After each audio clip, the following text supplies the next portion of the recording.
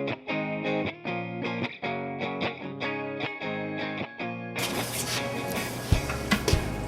I'm Melanie Richard. I'm here at beautiful Zoo, Montana, and I'm going to show you how I do some of the work that I do for them. You can see a little bit of it behind me here on the wall. This is actually about half-inch thick foam that has been glued onto a 4x8 sheet of plywood, a very thin piece of plywood. It's all been done on the floor, and when it's all finished, foam coated, sculpted, we lift it up, we screw it into place, and it becomes a beautiful rock sculpture on the wall. I'll show you around the zoo here, right around the area I'm working, and then later I'll show you how I do some of it. Here we are at the front of the iguana exhibit. This was done the same way, only on a smaller sheet of plywood and then put into place. Not very heavy at all, but nice and hard. You can see some of the roots were actually embedded as the foam coat was curing, so it holds it, locks it into place really well. Then the rest of it's just been added to later on and painted. But very simple, very easy to use, and very effective. We've actually had a glass worker say the weight of the stone is too heavy for that kind of glass and we shouldn't be using it. So it's very, really truly rock-like and even to the touch. So very cool materials. This tree was done completely out of foam coat and put on a sonotube, something that I've done a lot of work with here at the zoo, and I'll show you a little later what a sonotube is and how that process goes. It's a very simple way to do it, very effective. This is a habitat for a large snake, red-tailed boa constrictor, and the pond actually goes through the glass to the other side, all done with foam coat. The shelving, the trees are all made with foam coat and foam. This exhibit, same thing. We put up a shelf, we put foam on it, then we put foam coat over it. I use the foam coat quite thick because keepers need to be able to put weight on it as well as the animals. And I'll show you how to do that. Just to show you how well foam coat holds things, these are actually real fossils. This is a dinosaur tooth row, dinosaur bone, and that was all put on when the foam coat was still damp, and it's embedded right in there. Can't get it off. It looks very rock-like and real. We do have to, since we're a zoo and people are touching things, and in some cases animals are touching things, we have to use a zoo material that coats over it for cleaning. So that's why you're getting this shine here. That's not typical of foam coat to have that shine at the end. But we just have house paint over it and then this clear material. So it's a little shinier than we would probably normally like, and maybe a museum might not want that. This is an over-under display where we've got actually a below-ground habitat for this chinchilla. All of this was put on a piece of plywood like before, completely sculpted using hot wire tools, then the foam coat over the top of that, then put into place. And then we just simply put a little spray foam along the edge and put the foam coat over it to make it go right up to the glass, nice and smooth. Works very, very well. Hi, Flumpy. Then all of the interior you've seen here, except for the center, those are real branches, but all of the other is all made out of foam coat. Good morning. This is a work in progress. These are habitats that I'm working on now. You can see the shelf being prepped for foam. We've got a stump that goes right through the wall to the next habitat for the next animal. This one is much more finished. You can see the rock shelves. They're about finished with their paint. In this case, we're going to have trees that actually are cut through so that the people can see the animal in a little hidey hole of the tree. And these are sonotubes. One of them is painted from an earlier situation, but the narrow one is a sonotube. You can get that in any hardware store or construction place. They're not very expensive. They cut really well because they're basically dense cardboard. And I will show you one this is going to be a large tree with a habitat inside of it, like an old dead snag, a very, very big one. And that's in the process right now. And I'll pull one of those down and demonstrate how I do the heavy tree design kind of stuff on them. Simple to use and fairly inexpensive. Okay, here we are on one of our shelves. I know that there's some good glues out there for foam, and I've used some of them, but I'm impatient, and honestly, a lot of the stuff that I do is time sensitive. It needs to be done quickly so that they can get an animal in there. So I'm going to show you how I've kind of gotten around some of that. You know, screws and nails can be really handy in place of glue, simply because once the foam coat goes on there, it doesn't show up any longer, and it holds in place just fine. So you figure out, this needs to look a little more rock-like and a little less shelf-like from the side. So I'm just going to go ahead and throw up some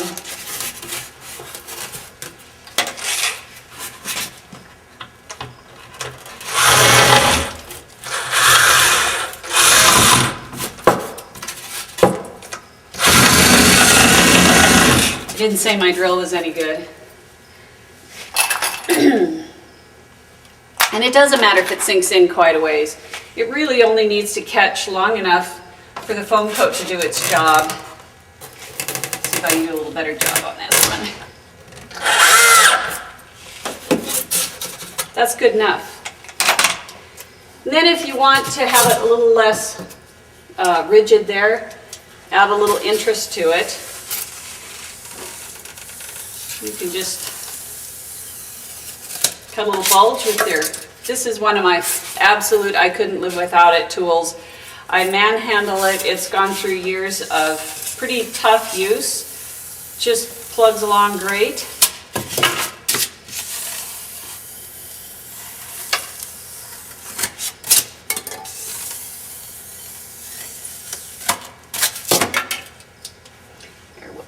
Change that a little bit later too.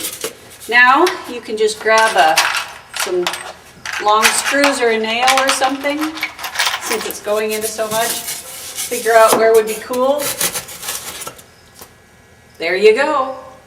As soon as the foam coat goes over that, it won't make any difference. What you do have to watch out for though is as you're trimming later, be sure that you don't pull the wire across. It will probably break your wire, or it'll at least mess up your thing. But you can always hold it, move the screw, and start over. So, then,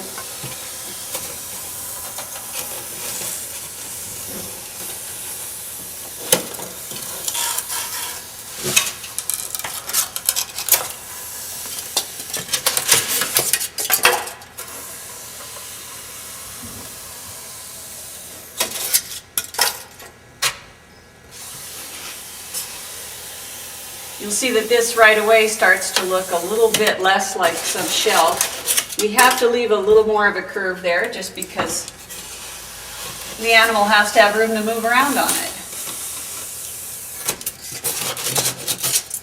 The nice thing about doing it this way rather than with glue is if you decide, well, I don't like that so much, I need it a little more over here, you're not committed. You can relocate it and it'll look great and it'll still work out fine.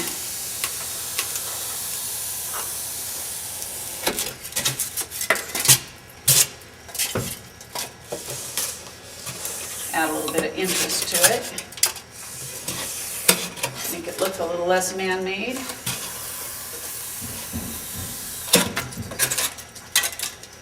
And there we go. Now I'm going to show you, I prefer to work horizontally. Obviously gravity helps you with that. But I'm going to show you how to go ahead and work with the foam coat on the side. It's a little more tricky, but I have a way to do it that works out really well and holds it in place. As long as you work somewhat thick, you're in good shape. While I'm working here, you probably see that there are some gaps in areas where it doesn't quite touch the wall. All along here, up here. Can't have that. That would waste my foam coat. When it starts to puddle in there, wouldn't look like it's naturally coming off the wall. So I'm going to use some great stuff. There's a lot of different versions of this.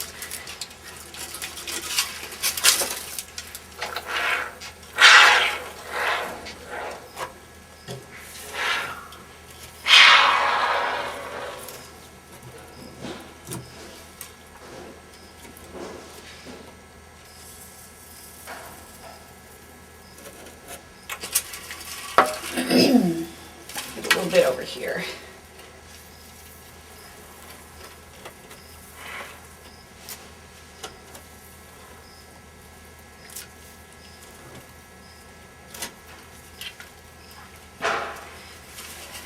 Now, unfortunately, if you're wanting to get right to it, obviously you can't.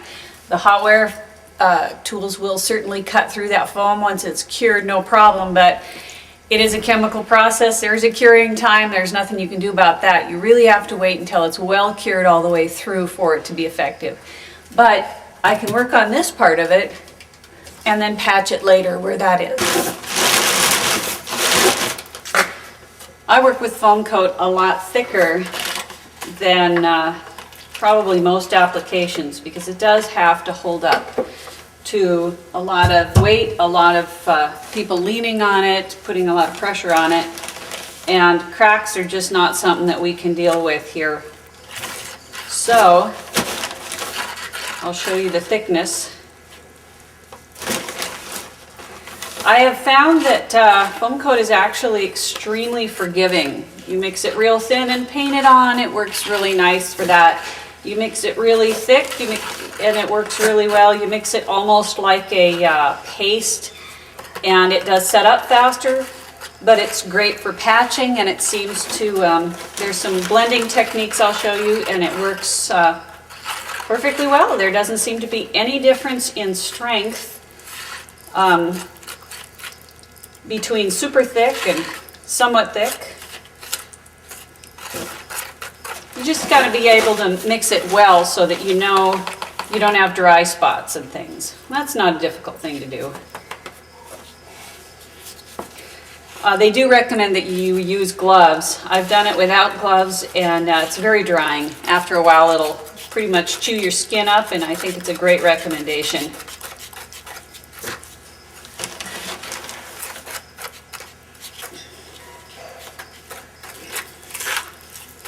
Okay, because I'm going to be working on a vertical surface, you can see how thick that is. That's plenty thick for what I would normally do, but because it's got to hold and dry fairly quickly, cure up, I'm going to give it just a little bit more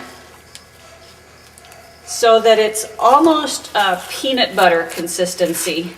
That way I don't have to constantly monitor it to see if it's slipping as much as I would if it was thinner. So you can see it's quite a bit like peanut butter. Okay, here's where my technique differs from most of the ones that I've seen. I actually got some plastic here. I like it fairly thin and I like it clear. That way I can see it a lot easier. And I just dump as much as I feel like I can handle onto the plastic. Scoop it up like this. Smacko. Now I have not let that cure, so it's probably going to be sticking to it.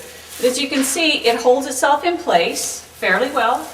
And now I just use the plastic and feel my way around. I need it to be fairly thick, But if I get it thin in some area, that's okay. I can go back and patch it later. Mostly what I need right now is just to cover this thing and kind of get it gripping on there. If I need to add some more, say right under here, I got my spoonful of good stuff here. I just kind of dump it, squeeze it around. The one thing you have to be careful of is not to trap plastic underneath it. You don't want to do that. Obviously, you'll just pull it off later. So you can feel around, you can feel where there's puddles, where it's hanging or sagging, and push it back. You do want to leave the plastic on it. It gives it a little more strength for a while, and you'll just check it later, and when it's ready to pull the plastic off, that makes it easy. So we'll just leave it there, let it sit a little bit, and let it cure, and in a very short time we'll be able to add detail if we wish to the whole thing. And it doesn't hurt if you're working a little bit damp to go back every so often. It'll sag a little bit and push it back in place. Don't worry too much about areas that are thin. Like I said, those are very patchable.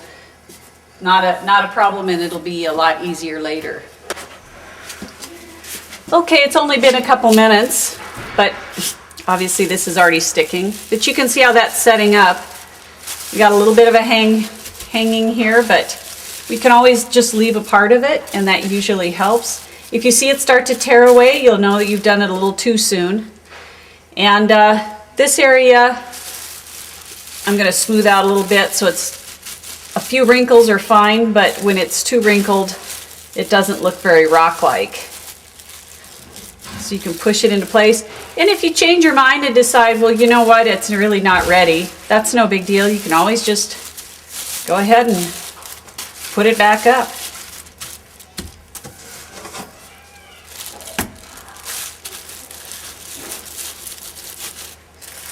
Very forgiving material.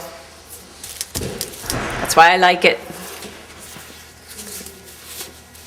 Okay, here's my sauna tube. It's got a little bit of the product on it right now, and it's mixed a bit thinner, so I get a nice texture. The thick will work as well, but for now we're just going to go ahead and work a little thinner.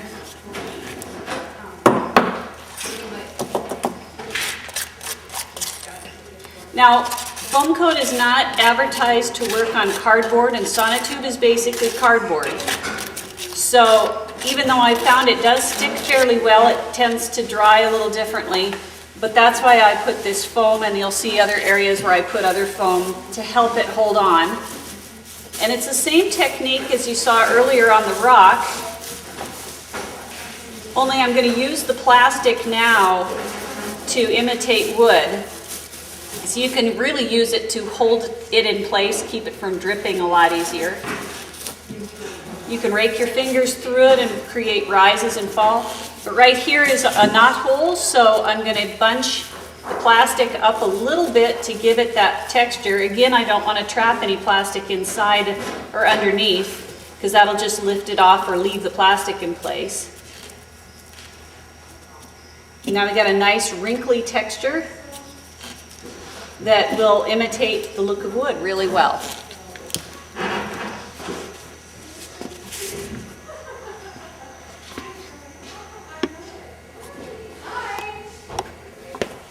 Okay, it's been a little bit, not very long, and as I peel this off, you'll see that some of that stays on there.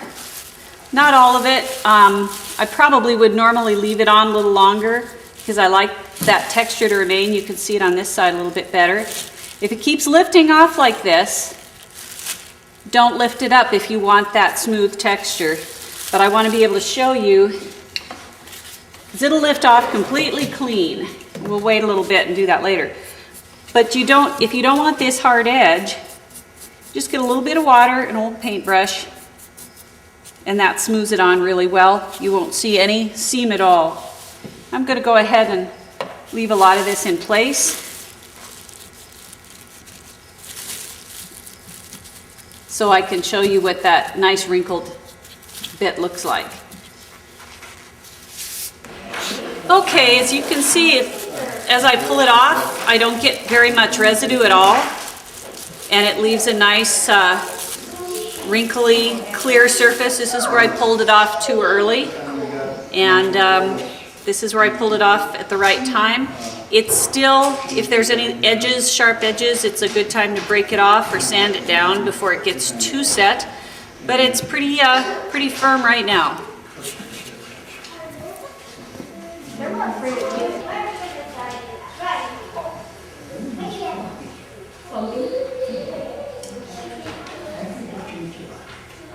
And here's where the original work was. So you can see it blended in.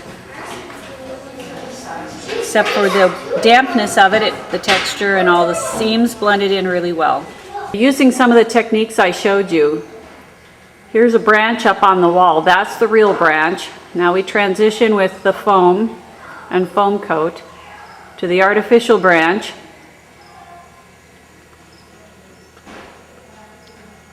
Using the same plastic method. And in this case, that's the unfinished part. You can see this is just pipe insulation that's been screwed into place.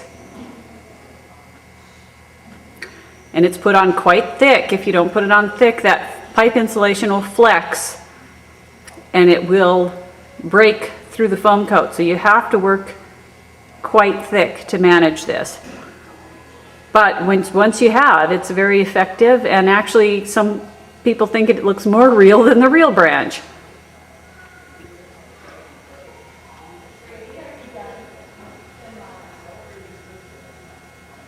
Here's another look at the tree that is the big giant snag that's being constructed.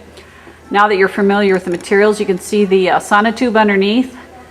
The gaps are filled with just chunks of foam, screwed into place with screws or just nails, and then held a little more securely with foam, spray-on foam. Large areas are patched, screwed in and patched with kind of a thin foam so that we're not relying on the cardboard to hold it up, since that's not what this material is made to cover. It works great over smaller surfaces, but I just don't want to have to go back and patch anything that might crack off. Although that's not happened, foam coat is not called cardboard coat, so we're relying on it to just cover the foam. It doesn't look like much now,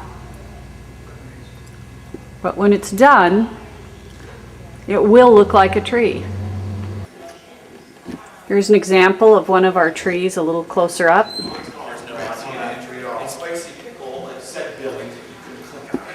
Yeah, and I tried calling both the numbers and they were both disconnected. You can see it looks like a lot of high detail there. That's all done with sculpting, not with paint. The first thing I do after it's dried really well is I give it a coat of very dark brown to black paint.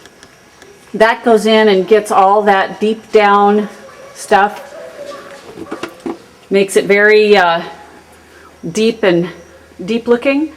Then after that, I just take a light brushing of any of the other colors of the trees and just lightly brush, almost dry brush over the top. That gives that bark-like effect and works for a lot of different types of barks. And that way the paint is almost incidental. You really don't have to be much of an artist. You just have to get the technique, and once you've done the sculpting, that's the biggest part of making the tree look real. Here's another example of embedding actual roots into foam coat. The top part actually has it embedded here, and then as it progresses, you might be able to see that it actually lifts right away from the rock down here. That's real root. Same over here, part of it's embedded. Makes it very effective, and this is painted exactly the same way as the trees. It's painted a deep black. Once that dries, some other colors are just dry brushed over it quickly and gives you that nice realistic look. This is a quick way to show how architecture can be hidden. This, you can see this area has to be, keep people back from the glass, so we have a built-in structure to do that. But it is actually wood. The structure itself in here is wood to support it. And so on this side you can see it's unfinished. We haven't gotten to this area yet. But eventually it will be covered with a root, such as this side. In the same case, I'll show you a completed root system that does the same thing.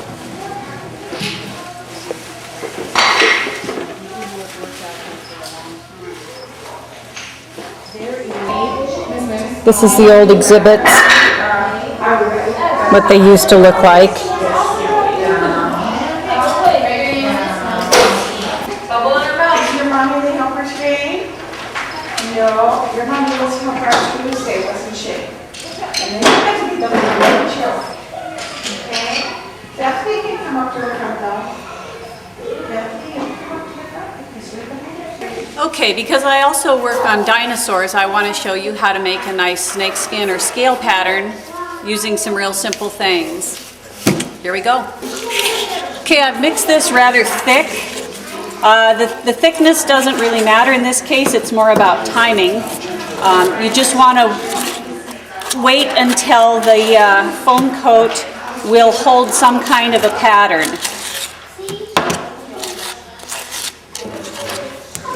I mixed it thick in this case so that we could see it quickly. And I do all the same things that I did before. I smooth it out.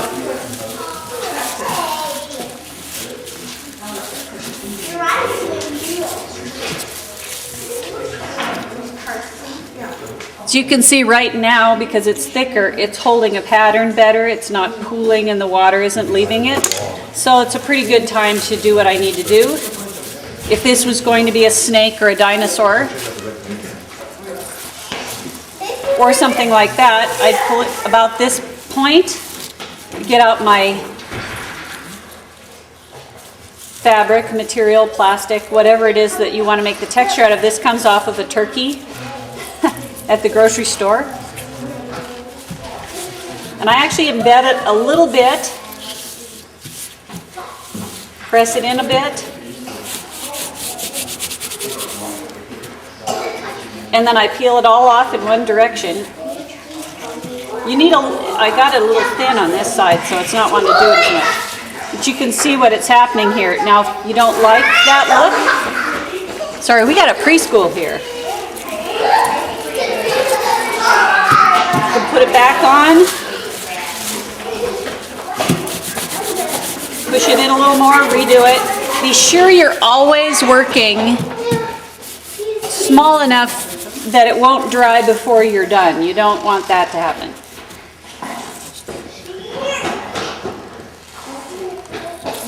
You can see the scales lifting off up here. And then if this was something that you wanted to make some wrinkles in, you could go ahead and do it. You can also make wrinkles actually if you work a little bit thicker. Let's give it a little of a bulge somewhere maybe.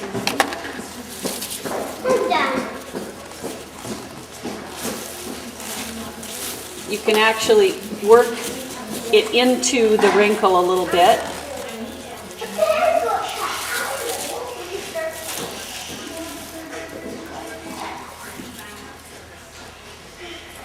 Then lift it off. But you can see how you start getting a nice scale pattern. Just be careful, like I said, that you work in a small enough area that you can achieve what you want in the time that you've got. I'm going to demonstrate just a few more textures for you. Really, it's the same kind of method I've used with clays and things.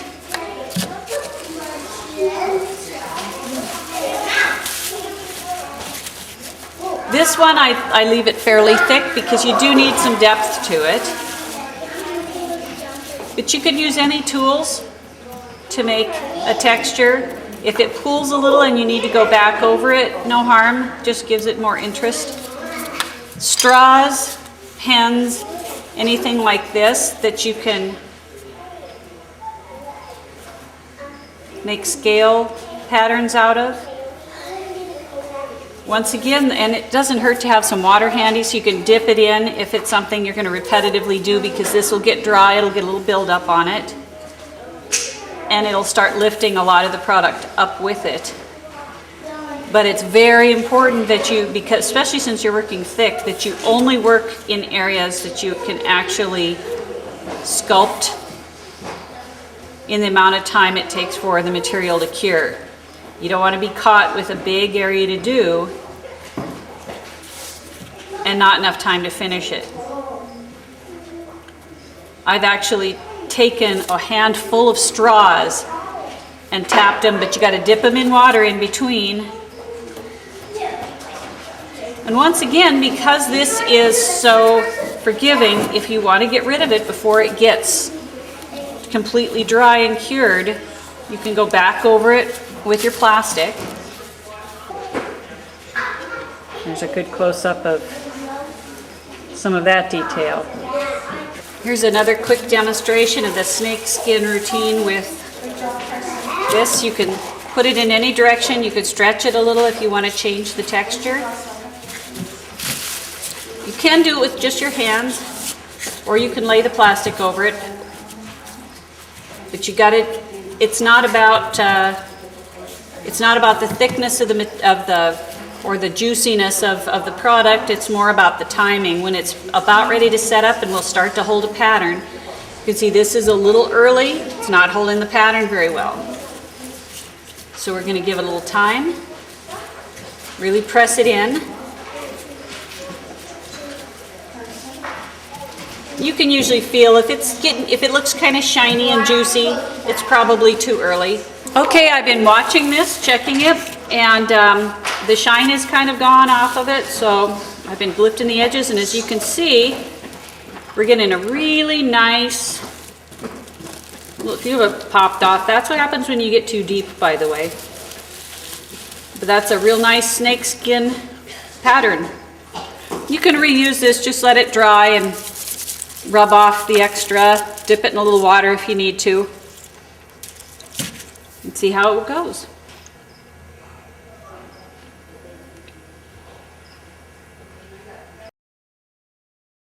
Well, here I am in with the Savannah monitor.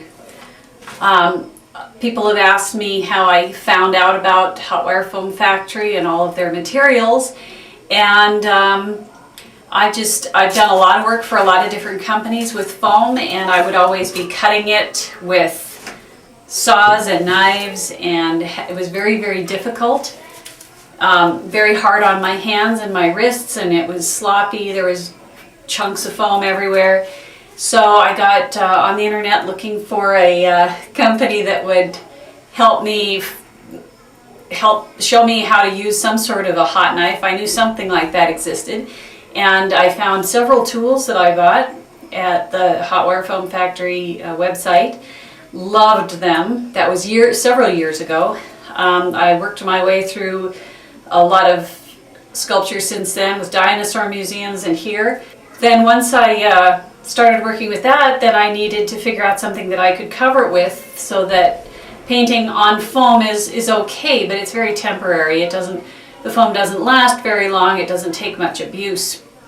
So I got back on the website. I found the foam coat and I started using that. I used it much heavier than they recommended. They usually talk about painting it on, but that wasn't as effective for what I was going to use. So I started using it much thicker and developing my own way to put textures into it. So that actually took me from what I used to do at the zoo, which was making fabric on fabric trees that would be on the outside of the exhibits, to actually hard things that are on the inside of the exhibits. Really revolutionized what I was doing. Before, I was doing sculptures mainly for eye appeal on the outside for people, and this gave me the capacity to now develop things for the animals and the keepers at the zoo, that the animals could move on, function with, completely revolutionized the kind of things that I was doing here. I've done them for the same thing for lots of different businesses, but Zoo Montana and the Dinosaur and Fossil Museum, Glendive Dinosaur and Fossil Museum, are the two that have most of my work. So you can see that it absolutely transformed what I was capable of doing for the zoo and for the museum, just with the small tools from Hot Wire Foam Factory, the hot knife and the hot bow and others, and the foam coat, which is, like you see behind me and beside me and everywhere, all around the zoo and all around the museum.